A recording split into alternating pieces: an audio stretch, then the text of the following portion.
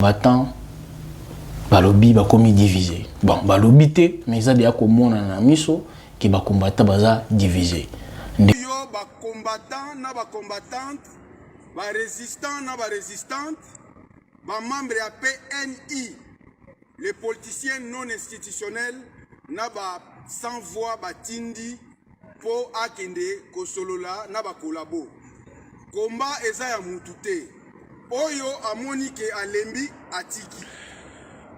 Oyo amoni ke akokoka susu te avandi na ndako. Mais biso toko continuer pression na biso ti mukolo moka ekozala libéré. Parce que oui, na maman na bomoni, maman Mungala, au bomoni wana, c'est une femme combattante vraiment banda maman wana banda kala. Okay. Selon Bango, ndeko dombo na oyaye groupe balobaki il faut ba solola balobaki teke musique ezonga. OK. Il faut ba solola na ba musicien. Ceux qui balingi dialogue pour na baluka musique ezonga, il faut ba solola na bango mais baluka représentant moko. Parmi ba représentant moko nangamba ba musicien ba délégué akende kuna a solola na ba combattant.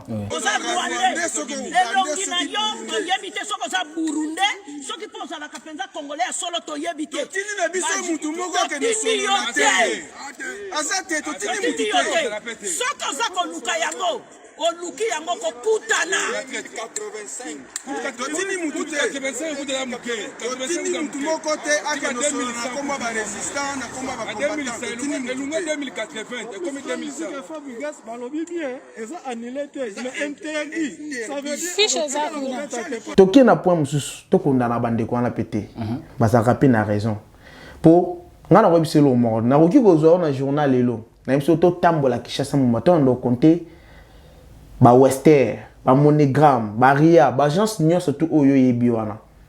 To remona ke même de près ou de loin ba soutenir pe na ko aider mboka po soki pe bango batindela bandeko mususu mbongo te. Mais to mona pe ba soulèvement pe ya makasi et salema. Po ndeko ba musu bazana ba mboka o asala raté. Azelara papa Karli Mwanda na fin du mois. Wana fe na nga Karli Mwanda, ve na nga quartier ba nini wana boss na ngai ba nini natindela ngai. Au moins chaque mois c'est ngara papa Karli Mwanda $100 et puis na $100 wana fa futela ngonda fa c'est la ngoni yango monye belé soka ndeko apota kufi et c'est li pona ozo mutazo lela na niveau mo elikonza famille mutasunga. Comment est-ce que tout un pays bat bako na ebite soka na RDC nde to kuma ko cheli ki apande konanga mwaza na poto. Le président a été nommé. Le président va nommer. Le président a été nommé. Le président va nommer. Très bien. Quel que soit Babilo Kazoe Mbana, il y a mon place dit la kinga kat so balobi ndeko radek présenter les biso ba image soit perception soit témoin bazala ki on a dit la kinga kat. Ya zala kuna. Shadari. Nemi mo ana. Kutu batikala ko bimisa te ba preuve contre. Tilelo tikala ko bimisa. Et tikala maté. Shadari na mulanya. Oui. J'étais le seul témoin.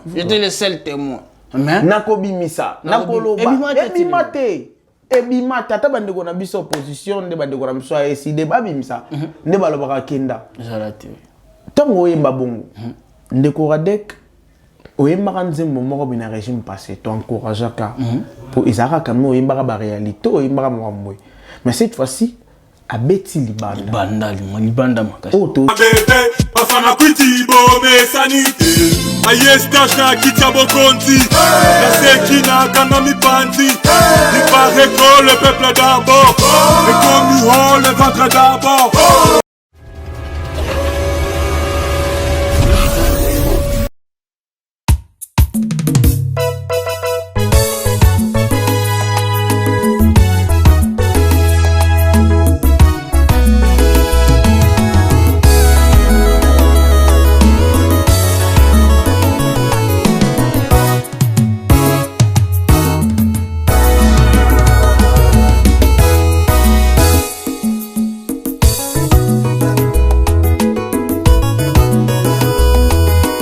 Bonjour très chers téléspectateurs, chers amis, chers abonnés à Goshen 7 Télévision. Vous êtes partout en train de nous suivre comme d'habitude, sur Goshen, cette télévision, comme d'habitude, on vous demande toujours de vous abonner, de liker, de partager nos émissions. Encore une fois de plus, Aristote Lenzo revient avec Mabele à Congo.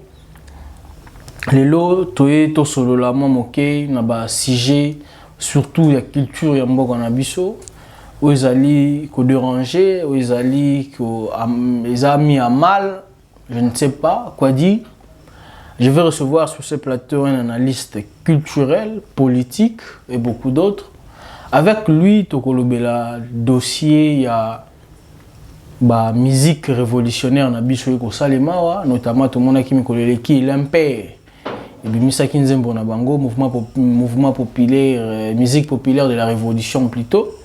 Et puis Misaki Nzembo na bango na titre nini to salité où il sali débat na ba couloir politique. Vraiment les politiques, bah c'est Santa qui touchait na Nzembo wana. Nika ba loba qui se sent piqué connaît l'affaire. Donc moi to loba sous mingi zate na dossier wana nini to salité parce que ba oyo bah il y a déjà à faire, c'est Santa qui piqué. Tout le monde a bangonio sonné, qui va panique matin, midi, soir, pour commenter. Là, on a monaté personnellement. Nous avons des musiciens bima et ça monte classe politique à niveau. Et puis, tu as dit que Chichi, lettre Chichi avec Bob Elvis. Et ça là qui paye, rage, dans mon et ça là qui. Mais le gars, moi, pas si. Il y a un autre monsieur. Oh, je pense que bientôt là, il y a la place publique, M. Radek, où il peut avoir la musique révolutionnaire. Mais ce monsieur est allé trop loin. Trop loin, trop loin. Au cours de l'émission, il y a une partie. Mais ce n'est pas sérieux. Ce n'est pas parce qu'on veut faire de la révolution qu'il faut faire fin à bateau. Ce n'est pas parce que nous faisons de la révolution, nous devons ingérer. Le président de la République n'est pas votre ami, M. Radek. Quand vous dites que le président a été nommé, aucune preuve nous a été montrée. Il y a comme M. Labisso va prévoir le président a été nommé. Il y a comme M. Labisso va prévoir qu'il est dirigé à Kingakati parti sur consort. Si les services vous interpellent, on va parler maintenant de la dictature. Au cours de cette émission, M. Bob Kokissa va vraiment Kolobela biso à long et à large de Sioana. Et puis un autre problème qui se pose maintenant au niveau de la diaspora, bah résistant, bah combattant, je sais pas, bah kabwani, bah ouelelini, doit éviter. Donc au cours de l'émission, il y aura une intervention. Il y a bandeko ya diaspora, on a un ami qui y a poto en France, na Lyon, où bah ça là qui élément mon corana. Il y a une partie, il y a bah résistant. Oyo, bah comme d'accord, peu près, il y a Rosolo là, n'a pas de musicien. Mais une autre partie, bah le bid non. Vous allez quoi acquiser notre autre partie, qui est liembongo, il y a pouvoir en place pour que bah fouet combat, tout va laisser combat, bango, bah lobby, bah continuer l'itoana, tinasuka. Et le monde à M. Bob Kokissa avec tous ces sujets que je viens de parler ici, pour discuter, puis à analyser, puis à informer Bisson à long, à large, bah fond, il y a un problème. Alors, avant tout, il y a M. Bob Kokissa dans le plateau de Bisson, tout le monde a un peu d'éléments et puis tout le monde a un ciment.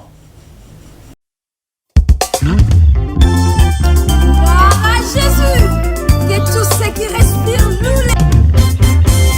Alléluia, il est bon de louer Dieu, que tous ceux qui respirent nous l'Éternel. Oh, moi je louer l'Éternel, car il est bon, car sa miséricorde durera toujours. Bien, nous sommes de retour sur ce plateau, comme je vous ai annoncé. Keto Kwemba Ndeko Bob Kokissa, analyste culturel, politique, journaliste, ingénieur, réalisateur, monteur, Papa Bob, bonjour. Ouais, bonjour Papa Aris Lenzo. Très bien. Voilà. Oui, madame na Goshen cette télévision. Ngai ndefona pesa yo merci lolengi opesinga chance ya ko sololana ba internaute ya Goshen cette télévision. Ouais, merci. Parce que tu es bio, vous allez la canabagua joana, vous avez une information. D'abord, tu as un combattant, et bon, tu as la première Radek, na nouveau chanson na yo faut bima kala te na mite chose déjà ko bima ce que ça ko bima te vraiment faut à changer tanzemba ko imba po wana vraiment ko singa ani afrika ngai ba combattant balobi ba komi divisé bon balobi te mais ça déjà ko mona na miso qui ba combattant baza divisé ndeko odombo avec une bonne partie pe ya ba combattant mais soso pe ba ke na ngambo mosusu bango batikali na résistance bandeko dombo ba accepter na bango dialogue ou négociation na ba musiciens congolais. Qu'est-ce qui s'est passé? C'est carte ya se ya masolo na zanini problème on a nyo se bandi wapi. Voilà, en tout cas, merci beaucoup ndeko Aris Lenzo. Merci. Nanga na zora moi temps ya Rolanda bango ndep internautes ya Goshen pe ya ba chaîne ebele balanda rapende de Aris Lenzo ba commentaire rapé biso pe tozora temps ya Rolanda bande on a biso na diaspora notamment ta ba boya ke menga landa ka ndeko boketu ya yambo nyonso alobaka iza ya mabete ya malamu peza o alobaka ya mabe pe otokundana kaye alobaka yango eza ndenge mboko na lelo vana na kala vuma to bando yi babango te o ba combattant mais lelo internet esungi biso tokomi ko yeba bango tokomi moko nde lelo te bande ko dombo tokomi ko landela bango moko na yebi kombo na ye mwana fumuki mbangu kombo na ye koya donc na zui mois temps landela bango beli na ndaka pena moko asapi moko ya ba diaspora ça la émission awa na Goshen cette télévision papa Carli Mwanda yepe to pesi mbote bisika azali kuna to landaka ye en tout cas eza manipulation moko elingi esalema wana selon papa wana o bomoni azoloba ye babenga ke fumu aza chef coutumier ya ba résistant ba résistant neza auto ndo benga ba combattant ba longwa na kombo ya ba combattant nde ba mpesa kombo ba résistant. Très bien. Parce que ye na maman na bomoni maman Mungala o bomoni wana c'est une femme combattante vraiment banda maman wana banda kala.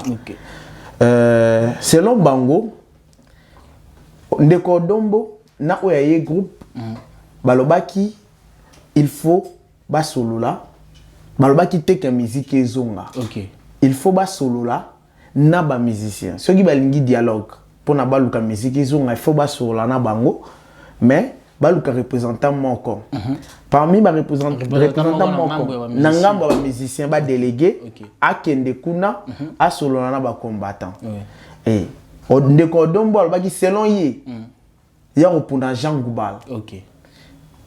Parmi les arguments, il y a Jean Goubal.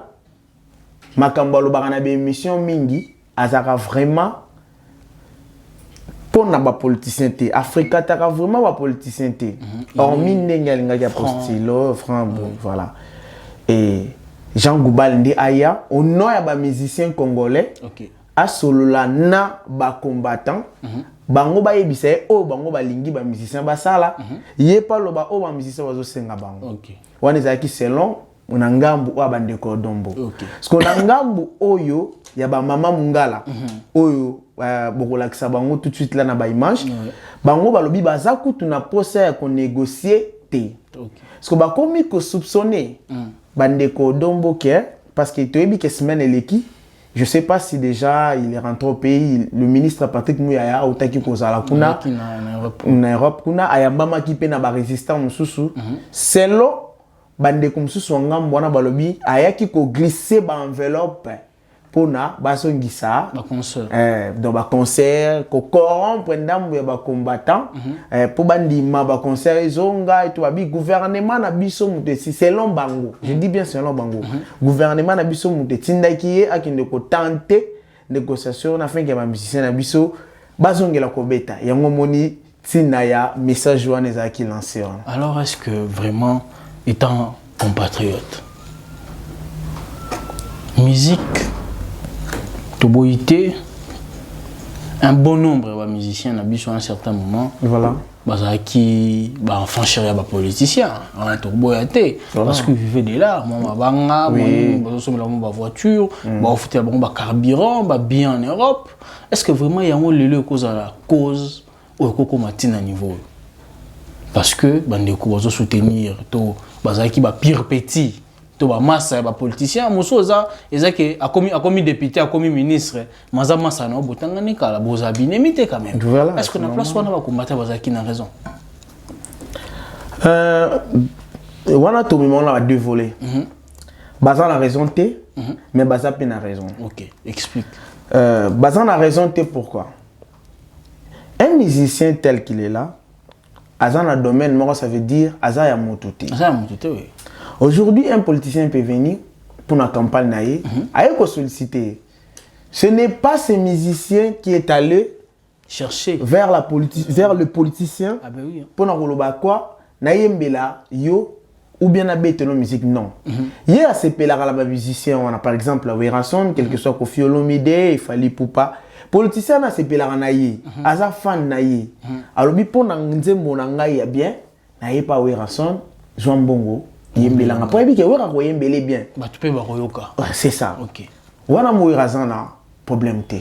C'est normal faimba. Ata mutuana aboma ata sala bato eza musala na business na ye aliaka na musala wana c'est normal fayemba moya boye eza te toye sikoyo na deuxième volet oyo eza ke non tokondane bango par rapport kaka bato wana oyo baliaka bambongo na bango na propagande esuka kaka wana te mpona koyemba bango bakomi bamusicien na biso nde bakomisa bango bapire donc ça veut dire toyebi ke musicien tel, aza pire petit, il y a politicien tel.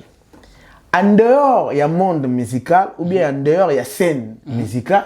Bakuta na ba boîte de nuit, bakuta na yakenda na ndaku ne ba se fréquenta quand tout moment. Ba yebi pe que musicien aza pire mutu tel.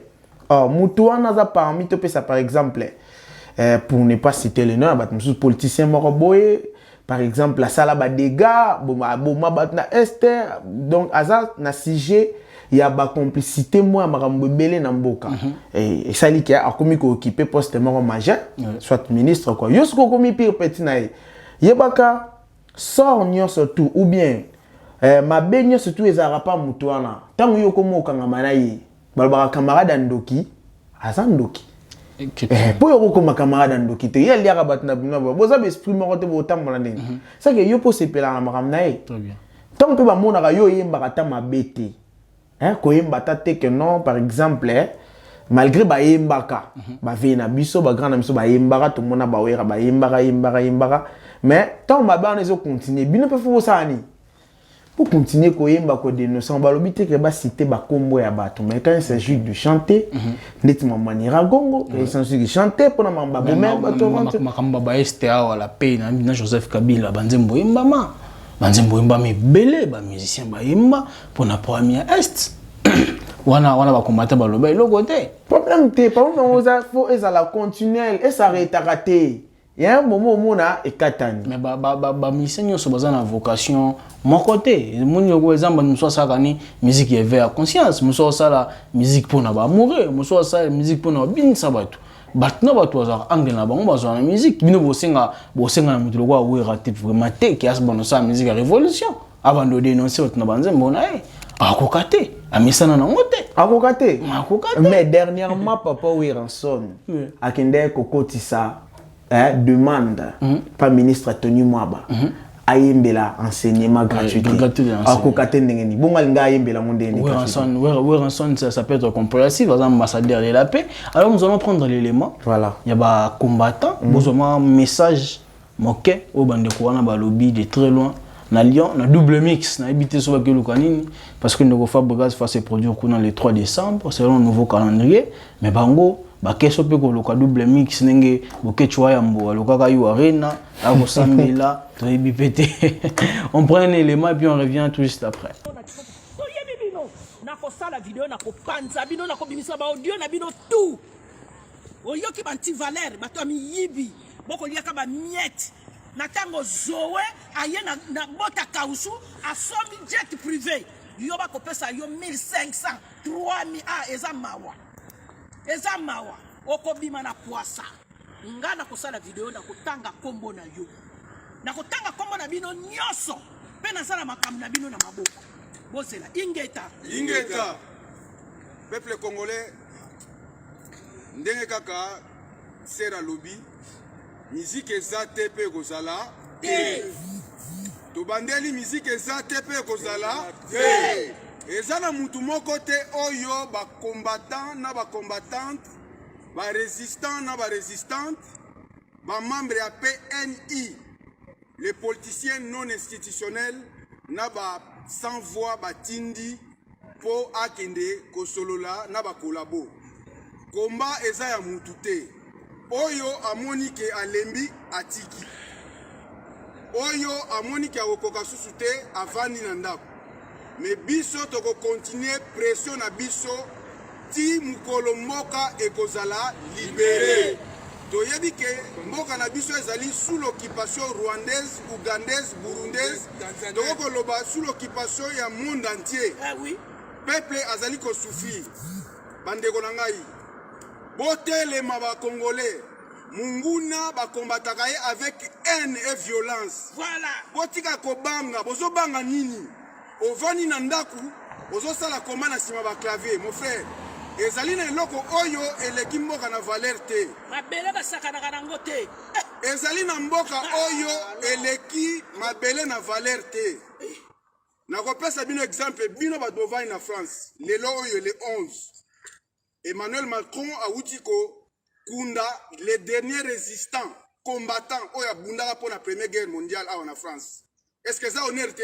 Et ça honneur. Ceux qui batouana ba bunda kite. Yo lelo melo vandi wana, o melaka ba canette, o finga batu, o tinda ba mbongo na Kishasa, o sokola ba ma ya moto na malili. Nga va pas samino ga ultimatum. Nga na bimarate.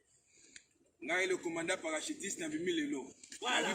Baboke bala bimarate na moi na raté. Nga na bimi lelo le commandant parachutiste naza awa ti. Bon mona mibali eh.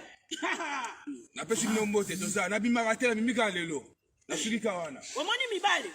Yo lobi nini yo olingo comme leader na makasi elongi na okute funda ko to ebite soko oza Rwandais elongi na yo to yebite soko za Burundais soki poza la kapenza Congolais solo to yebite tini na biso mutu moko ke no solo te azate to tini mutu te soko za ko luka yango oluki yango ko putana 85 to tini mutu te 85 mutu ya muke to tini mutu moko te ake no solo na komba ba résistant na komba ba combattant tini mutu 2080 comme 2005 balobi bien eza annulé te mais interdit ça veut dire bien nous sommes de retour sur ce plateau ndeko Bob Kokisa ulandi ba combattant mfumu ninge ba ko benga yi mwana qui pas envie vuluzi bango ba baza ba mvuluzi mamona poto le ka place wana to beta lisolo ya ndeko Radek.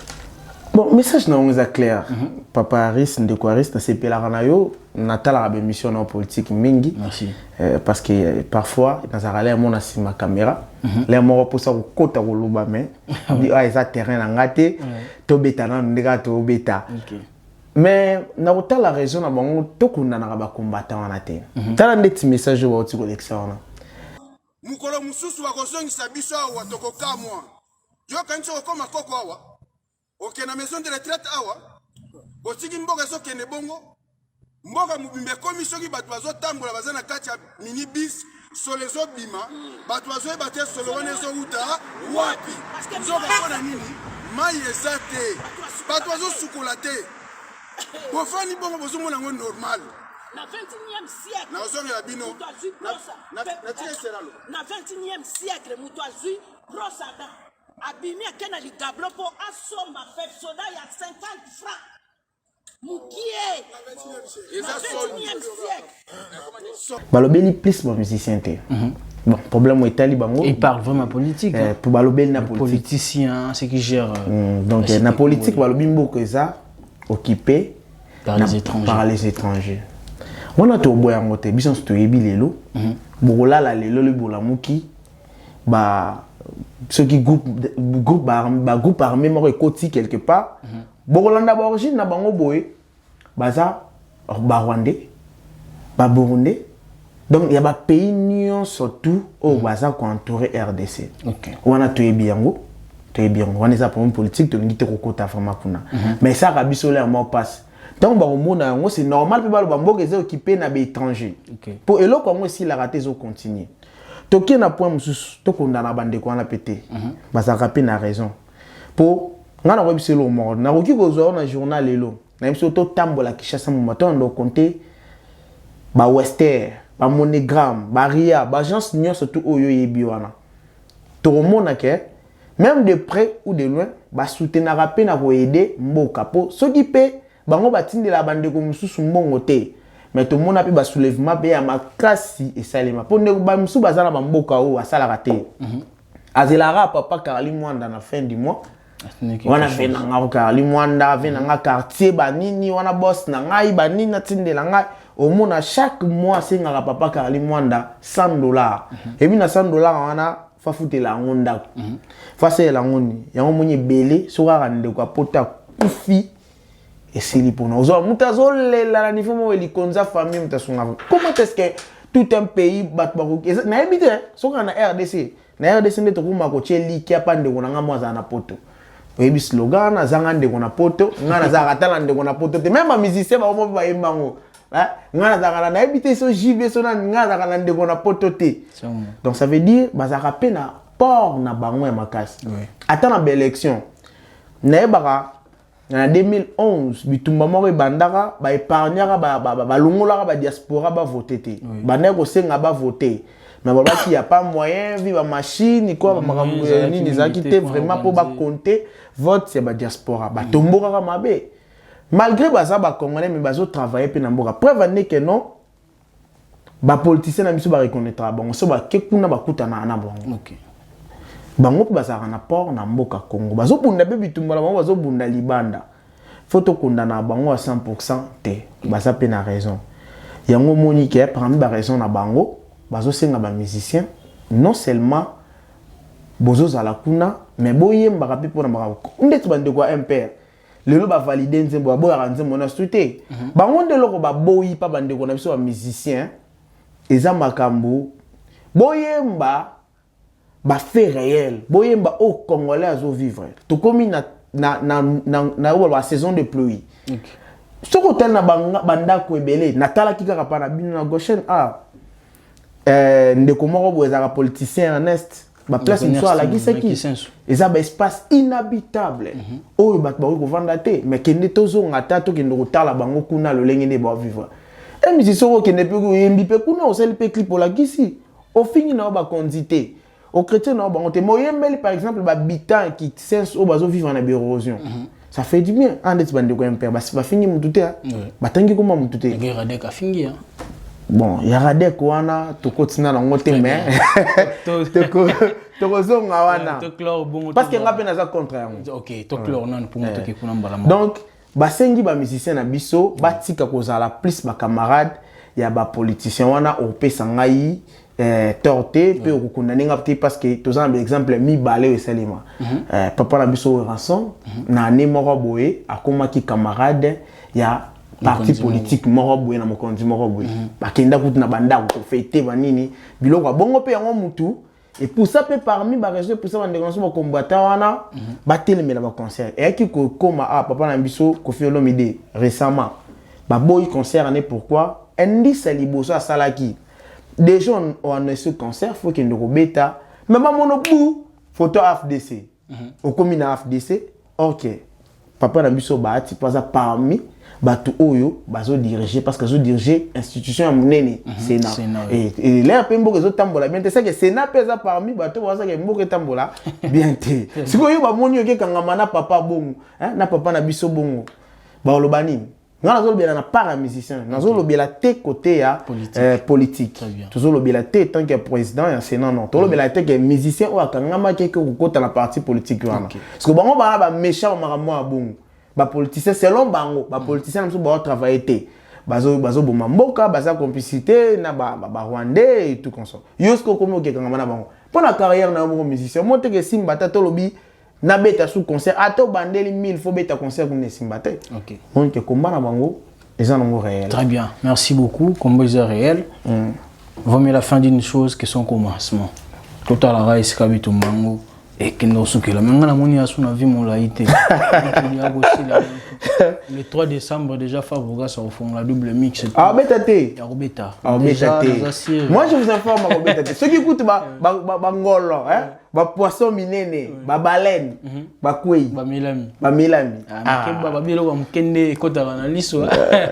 Alors nous allons passer na deuxième sujet. Voilà. Nous allons parler na sujet à la musique révolutionnaire oyo. Yandeko Radek. Excusez. Mais na rosenga avant to débattre sur yango pendeko Bob Kokisa allo ba sur yango to campagne morceau ils son kaka mais on va illustrer en photo Yandeko Radek bo mon elongi na e puis bloko ya yimbi na nzembo wana et puis on revient tout juste après. Le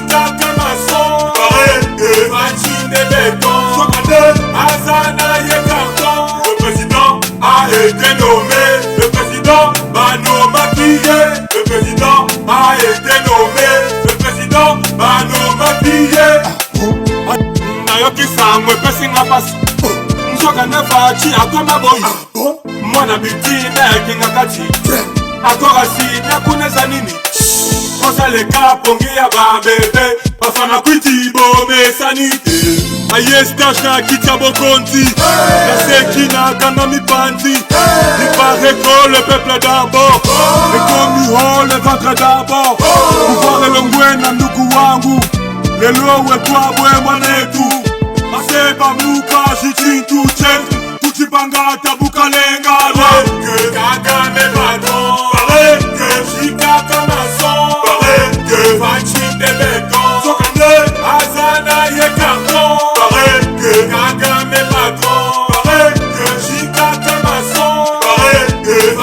Bien, nous sommes de retour sur ces plateaux. Bakongomani bitomoko bokoyoka. Que Nzemboyo, ça peut être vraiment le pur en fait. Je ne suis pas pour le président de la République. Je ne suis pas pour Radek. Je ne suis pas pour quelqu'un. Mais, vraiment Nzemboyo, c'est pas propre. Et puis, c'est pas sérieux, monsieur Radek. C'est pas propre, c'est pas sérieux. Je vais pas dire beaucoup de choses sur Yango, parce que je risque d'en dire trop. Je risque d'en dire trop. Des robots pour qui ça? Aucun de vos Radek. Biloko Koemba na habité bino lokwa bozaba résistant ba combattant na répété ce qui repose à soutenir. Vraiment ils passe d'abord naza résistanté naza be combattanté mais naza parce que na le branga naza neutre très bien na yo pe sengelo za na net. OK Biso ba o ba benga ba panti sango il faut tous alors ni pour ni contre. Ce qui est malamu eza. On a vu comment le contre.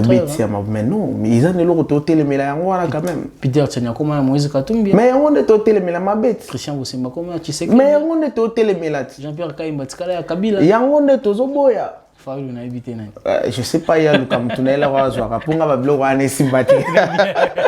Simbati. Bon. Tout la réalité mort bon monde saboué. So ba bengi yo na IDPS. Ata 100 000 fois, il faut kende. So ba bengi yo na esida ata 100 000 fois, il faut kende. Problème na eza kozara na parti prêté que non. So ba bengi pa IDPS au boy, mais so ba bengi pa ande kwa fayulo. OK, wana ko mabe. Mais partout ba benga kanga, o ba banda ko benga kanga, na banda ko yaka pona zo ba information na lekisi. Mais pona ndi ba benga ko mingi. Bon, ce qui est bande ko bazo benganga, ce que na obina kende de ba nini, c'est que yo poko mi kono so ba benga na kena zui na chi. Très bien, Ndeko Radek. Ndeko Radek ils a pas super mort. OK. Biso to soutenir rap révolutionnaire. Musique on a tous en de pour ça. Musique au toboy eza maman réveiller conscience ya ba jeune surtout ya biso. Mama simbangai to kende loboko eza longo mabete mais eza pona ba âge moko boy faut ba yokango eza pas batumo faut ba yokango mais net ba musique révolutionnaire wana orotika no na mwana 10 ans 15 ans yokango po aotanga classe tonga yoka da musique wana et ça la ke akola à comprendre la situation mboka il faut aye ba c'est que je dois faire na ba place ba papa na biso ba wuti biso jeunesse autozo ya photo sala nini très bien Parce qu'au côté là, dans le lingue de Koradé Kayembi, là c'est de l'impolitesse. C'est de l'impolitesse. Donc, à toucher. Il a craché, Craché, comme on peut oui. dire, à la personne du président de la République. Donc, à quel au-delà, il y a auto, c'est la bango babeta. nayoki sango epesinga pasi nzoka nefaci akoma boyi mwana bitine yakinga kati akorasi nyakuna eza nini osaleka pongi ya babebe bafana kwiti bomesani te Mutu oyo akosoutenir yango, quel que soit combattant, quel que soit ceux qui nani résistant, quel que soit surtout na bandeko na biso opposition, on a vraiment tout condamné à 100%. Ok. Parce que moi je suis contre ça. Parce que le président Antoine Félix Antoine Tshisekedi, c'est notre président. C'est le président de la République démocratique du Congo. Très bien. Quel que soit Babilo Kazoyembana, il y a mon place dit la Kinga Katsuba Lobi Ndekoradek présenter les biso ba image, soit PCF soit témoin bazala qui on a dit la Kinga Kat. Il y a zala kuna. Shadari. Nemi moulani. Kutu batikala ko bimisa te ba preuve contre. Tilelo. Tilelo tikala ko bimisa. Et tikala maté. Shadari na moulani. Oui. J'étais le seul témoin. J'étais le seul témoin. Mais Nakobimisa. Nakoloba. Ebimate. Ebimate. Ata bandeko na biso opposition nde bandeko na biso ASD babimisa. Nde balobaka kenda. Jalate. Tango oyemba bongo. Ndeko Radek oyembaka nzembo moko bina régime passé to encourageaka pour izaka quand même oyembaka ba réalité oyembaka mwamwe. Mais cette fois-ci abeti libanda. Libanda makasi. O tozela yango te. Il y a un père ça va. Là tout ça quoi applaudir bon. Ndeko Bob Elvix ça va mais ça ne va pas aussi. Comment ça ne va pas? Ba député en mboko ba inconscient. Ba bossa du peuple baso bundela ne ba intérêt na bango na parlement. Dokenda Fayulu na fache koma binemi.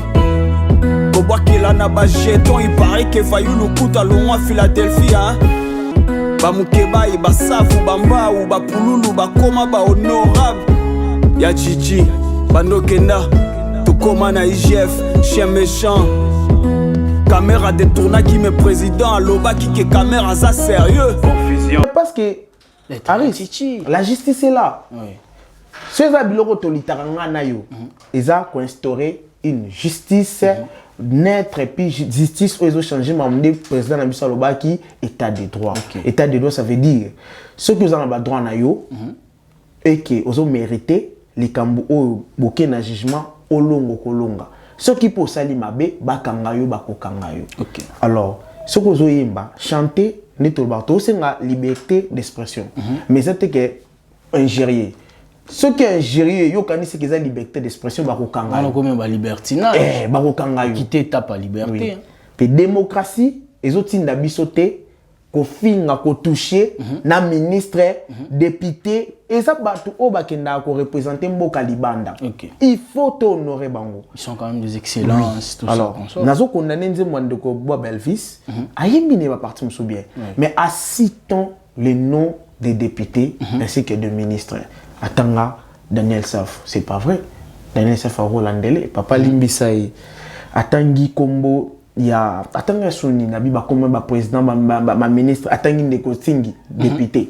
Ezamabe papa Tingi Limbisaye ndeko Bob Elvis ndeko atangi tangi ba kombo belé c'est pas bien. Yemba me kotanga tanga ba kombo te parce que ba kombo na tango zotanga maloba nini oyo landisi na sima.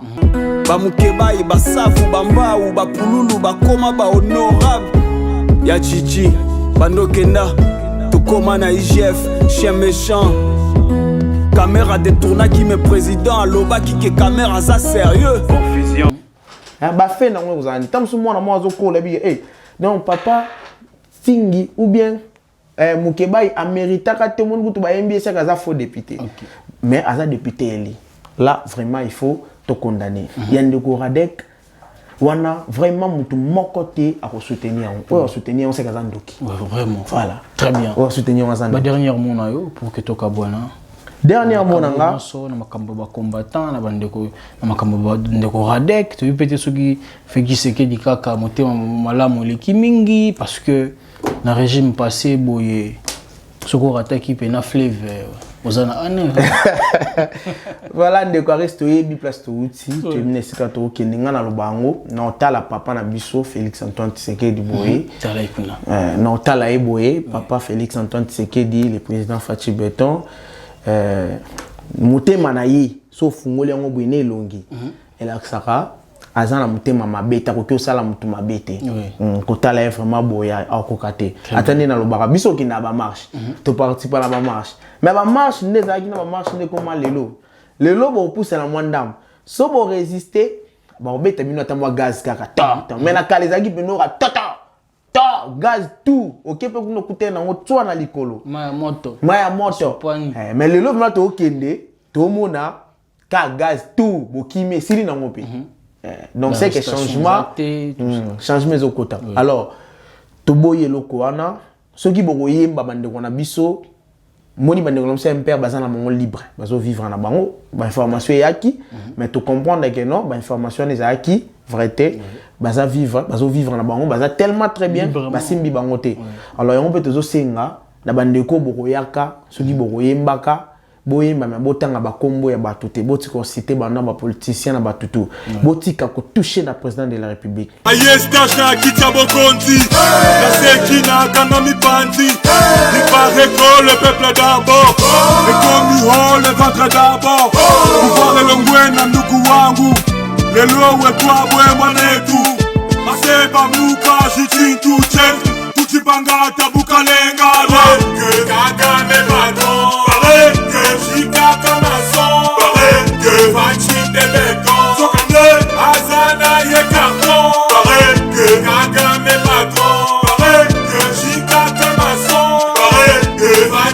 azo mérité ba respect moko na yebité na ba niveau moko boye très bien ba combattant tondi malit na bango resi atayo lelo ndo zalaki libanda et tuna PDG à Goshen City papa Karali Mwanda aza parmi ben investisseurs au bon investir que ça les locaux à investir basé belé vraiment je salue à passer papa Jean-Pierre Mounungu basa pe bateau basa ko investir le président Stella Abraham Fondation Congo Terre Béni basé belé c'est que bazo souffrir pe kuna tant que on a tout moment biso to benga papa Karali tindela ngai papa Stella tindela ngai papa Jean-Pierre c'est que pour amoko pe boye bango ba recevoir ba mituna na mboka wana est-ce que bazo sala to ba sala te makamuni ezo leka po tout le temps benga biso to supporter combat na bango to ndima yango pour ça to boy yango to tika pe ba western na ba monogame na nini evanda voilà merci très bien nous sommes arrivés à la fin merci de Bob Koki ça nous répond à l'invitation à Bicho en tout cas merci beaucoup je pense pas que c'est la dernière fois de temps à autre to bana kozongela yo toujours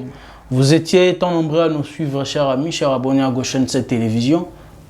Opération 95. 95. Opération 95. 95. Voilà. Abonnez-vous. Abonnez-vous, partagez, likez, commentez. Voilà. Vous s'abonnez, belé. Mon cadre écologie. Voilà. Moi j'aime Bakera vert. Moi je suis Bakera vert, mingi salaranga bien. C'est un yango bozana ba journaliste bien o bazala bien ba présentera bien ndeko bande kwaris ba Maurice Mande ndeko nanga les grands politiciens vraiment Mobutu de la presse na linga si tout ça tie manette wana Sarah vraiment muto natala ba émission de moi trop madame la culture et puis basé belé bande kwestero na landara wa et puis diaspora et moko pe ya bino diaspora papa Karali Mwanda docteur Karali bo s'abonner bo continuer ko landa en tout cas ba programme bien bo za la décité na pesimbote moi des personnes na famille nanga famille Kokisa Mobimba ba préparatif ba roya ba la présent Nicolas te bomba ba la présent papa Kokisa Jean-Pierre Wanzambi mama Safi Buka Jonas Mbala ADPH Mbote et puis ba diaspora nyonso na bande ko nganya surtout sali na bosanté les techniciens Joël Ngab. Merci. Voilà. On a bosanté les techniciens Francis Petrusio, Baloubi Fozong Angola. Baloubi Bino, Baloubi Fitramboka, Fozong Angola. On est arrivé à la fin, vous étiez tant nombreux à nous suivre de partout. Monsieur et dames, Mabelia Konga Mokorelo et Sili, que la part quitte nos esprits, que Dieu bénisse l'homme congolais. Au revoir, à la prochaine. Ciao.